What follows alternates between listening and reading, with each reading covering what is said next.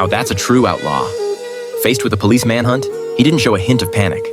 Instead, he stripped off all his clothes and raised his hands high, leaving the police with no way to handle him. The protagonist had read many law books before, and this was the beginning of his revenge on society. Next, he was going to challenge the entire American judicial system.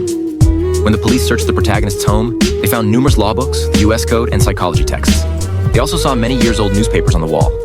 The police wanted the protagonist to confess, but as someone who had come to challenge the entire legal system, he wouldn't easily plead guilty. The police deliberately turned off the surveillance cameras, and the protagonist knew they wanted him to confess. From start to finish, he played the fool to eat the tiger, pretending to be afraid. The police also saw through his act, knowing without a doubt that he was behind the mischief. As the police began to interrogate him, they threatened him with the death penalty. The protagonist wasn't afraid of their threats. He even brazenly made an outrageous demand.